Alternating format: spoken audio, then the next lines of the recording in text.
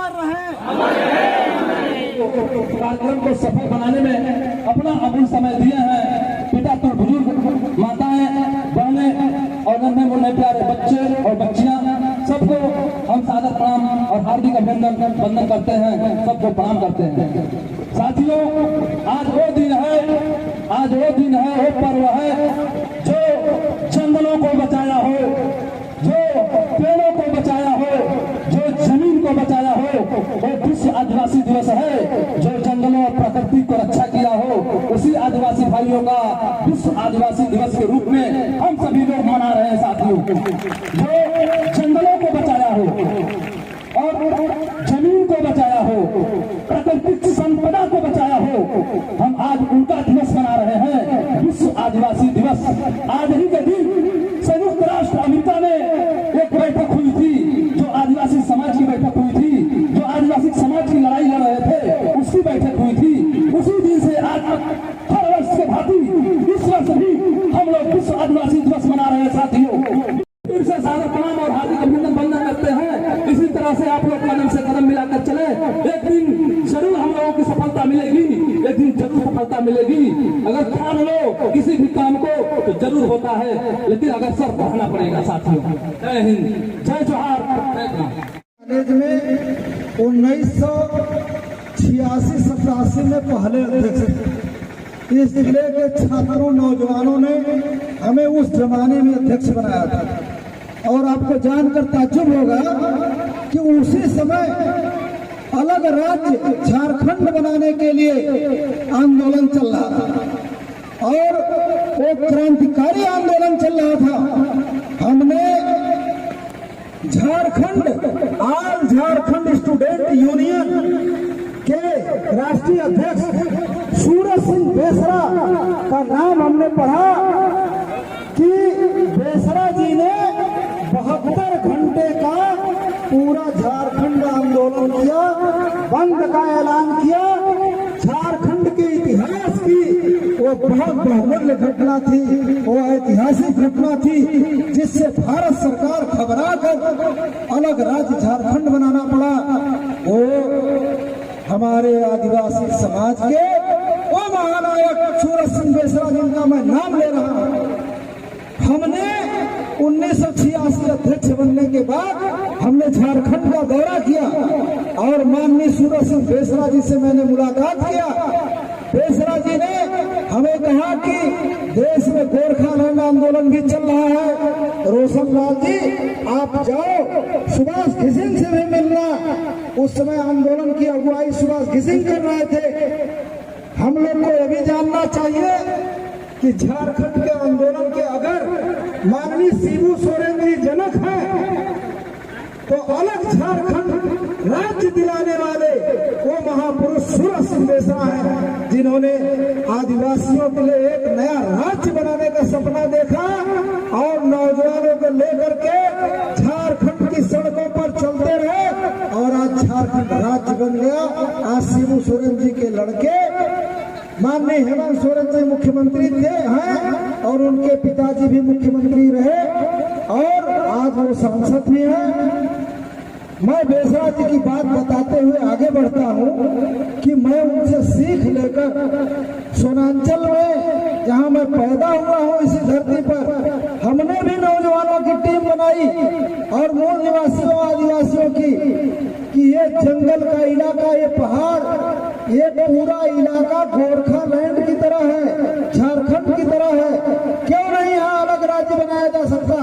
हम लोगों ने भी सपना देखा और आपको जानकारी होगी कि उसी के बाद हमने सोनांचल संघर्ष वाहिनी की नींव रखा और उसी सूरज सिंह बेसरा जी को मैं मुख्य अतिथि के रूप में दुद्धि में बुलाया।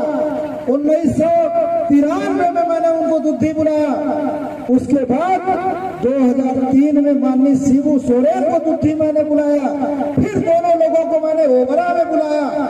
तो मैं आदिवासी समाज के जीवन में उनके बुनियादी हक अधिकारों की लड़ाई एक लंबे समय से हम लोग सड़कों पर लड़ रहे हैं। हम लोग आदिवासी समाज के नौजवानों को संगठित करने का अभियान चला रहे हैं कि यहाँ के नौजवानों का हक और अधिकार, यहाँ के आदिवासियों का हक और अधिकार जिस तरह से सरकारें उपेक्षा कर रही हैं और उनका हक मार रही हैं, ये कब तक चलेगा? आज आजादी बीते हुए 75 साल से ऊपर हो रहा है, लेकिन आप देख लीजिए आदिवासियों के साथ क्या हो रहा है। इनका जल, जंगल, जमीन तमाम लोगों ने सर्वे के दौरान अपने नाम करा लिया। गलत सर्वे हुआ, लूट लिया, एक एक जमीन पर 4-4 लोगों का नाम कर दिया, उन माफियाओं का नाम कर दिया जो बाहर के रहने वाले, जिनसे यहाँ से कोई लेना देना नहीं, जिनके यहाँ बाप दादा नहीं रहने वाले, उनको 100-100 एकड़ जमीन कैसे मिल गई? वो कौन अधिकारी थे जो आदिवासियों की जमीन उनको दे दिए? उनके ऊपर मुकदमा होना चाहिए, उन अधिकारियों पर उनको सजा होनी चाहिए कि यहाँ के आदिवासियों का हक, यहाँ की जल, जंगल, जमीन कैमूर सर्वे एजेंसी ने लूट करके दूसरे के हवाले कर दिया। और यहाँ 1 दर्जन कल कारखाने बने हैं। आप जानिए इस बात को, जिन मामले को मैं उठा रहा हूँ, आप पढ़े लिखे नौजवान, यहाँ के आदिवासी समाज के लोगों, छात्र छात्राओं, दोस्तों, आप ध्यान से सुनना। यहाँ 1 दर्जन फैक्ट्रियां हैं। आप चले जाओ उन कल कारखानों में, आदिवासी का एक भी बच्चा चपरासी तक की नौकरी नहीं पाया है। ये किसकी उपेक्षा है? ये सरकार की उपेक्षा है। सरकार ये निकम्मी सरकारें रही हैं, जिन लोगों ने यहाँ के मूल निवासियों और आदिवासियों, यहाँ के वनवासियों, यहाँ के रहने वाले लोगों को, सारे लोग बाहरी, अगर चपरासी की भी नौकरी है तो वो उत्तर प्रदेश के बाहर का है, पश्चिम बंगाल का है, इटावा का है, उड़ीसा का है। क्या हम चपरासी की नौकरी भी पाने के अधिकारी नहीं? ये कैसी सरकारें हैं? हमारे ही जल, जंगल, जमीन में वो कारखाने बने, लेकिन हमको कोई रोजगार नहीं मिला। ये कितनी बड़ी उपेक्षा है। इसी पड़ोस गांव में गलत सर्वे हुआ है। प्रधान जी ने बताया कि सर्वे दोबारा हो, और पट्टा, जिस तरह से पट्टा का बंदर बांट हो रहा है, आपको मालूम है? पट्टा गलत तरीके से दिया जा रहा है।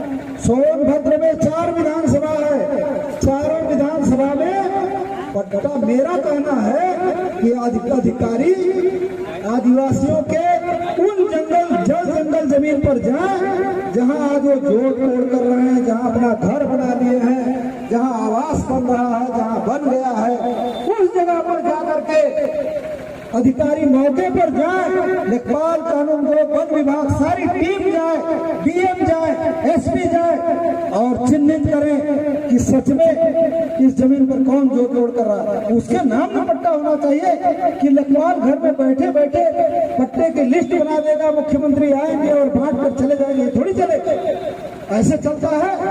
ये समाज को लोग धोखा दे रहे हैं, और समाज, यहाँ का आदिवासी समाज उपेक्षा का शिकार है। आपको पट्टा देने का जो नियमावली आपने बनाया वो गलत बनाया, उसका मैं विरोध करता हूँ। और आदिवासियों को, यहाँ के मूल निवासियों को जो भी पट्टा मिलना है, उसका डीएम, एसपी, राजस्व विभाग मौके पर जाए, निरीक्षण करे, उसको पट्टा मिलना चाहिए। यहाँ के आदिवासी को पट्टा मिलना चाहिए। तो आज आपके बीच में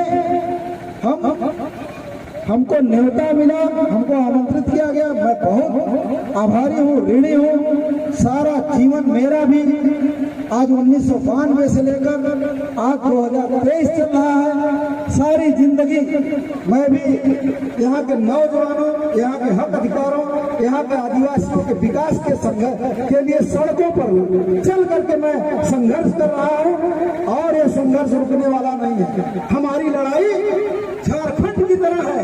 अलग राज्य सीमांचल जब तक नहीं बनेगा, तब तक यहाँ के आदिवासियों का चौमुखी विकास ये सरकारें नहीं कर पाएंगी। और अगर आप सच्चे मायने में विकास चाहते हैं तो अपने अपने घर पर जाइए, और डाक और डाकिए की तरह जैसे पोस्टमैन घर घर जाता है, वैसे आप अपने पूरे क्षेत्र के नौजवानों को संगठित करिए, उनकी बैठकें लीजिए, उनको बुलाइए। हम लोग अलग राज्य के लिए छत्तीसगढ़ से बड़े नेताओं को, आदिवासी नेताओं को बुलाएंगे, झारखंड से सूरज सिंह बेसरा को बुलाएंगे, हेमंत सोरेन को बुलाएंगे। यहाँ की आवाज अगर उत्तर प्रदेश की सरकार हमारी नहीं सुन रही है, यहाँ के लोगों की उपेक्षा कर रही है, तो यह चीज हम लोग अब बर्दाश्त करने वाले नहीं है। सड़कों पर आंदोलन होगा। यहाँ पर जो करोड़ों की खनिज संपदा जा रही है, कोयला, गिट्टी, बालू, एल्यूमिनियम, सीमेंट, हम इसको चौपन पुल पर ही रोकेंगे, हम नहीं जाने देंगे जब तक आदिवासियों का हक नहीं मिलेगा। हजारों हजार तीर धनुष लेकर हम लोग राजमार्ग, मुख्य मार्ग को घेरेंगे और बताएंगे कि अलग राज्य सीमांचल जब तक नहीं बनेगा, यहाँ का कायाकल्प होने वाला नहीं है। तो मैं बहुत लंबा भाषण न करके, मैं आज मुझे पगड़ी पहनाया है, मैं इसकी लाज रखूंगा, इसका सम्मान रखूंगा और इस समाज के लिए सारी जिंदगी मैंने बिताया है, अंतिम दम तक संघर्ष करूंगा। जय सीमांचल, जय भारत। अमर रहे बिरसा मुंडा, अमर रहे रानी दुर्गावती, अमर रहे, अमर रहे, अमर रहे। जय हिंद। इस आदिवासी दिवस के शुभ अवसर पर अपना आशीर्वाद वचन प्रदान किए। हम सभी आदिवासी बंधु आपका तहे दिल से स्वागत, अभिनंदन, वंदन करते हैं। हम आशा करते हैं कि आप सदा इसी तरह आप अपने गति को आगे बढ़ाते रहें। इसी के साथ आपको धन्यवाद।